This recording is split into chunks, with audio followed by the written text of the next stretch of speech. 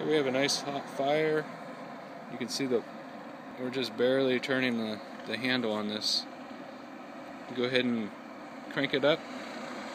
Again, you hear the fire more than anything. And we're just moving at a good rate. Okay, slow it down.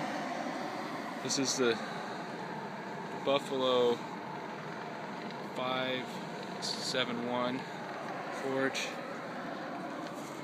Has pretty good parts here. I'll go ahead and pull out. Look at this. We have a nice hot railroad spike that's getting forged into tomahawk here.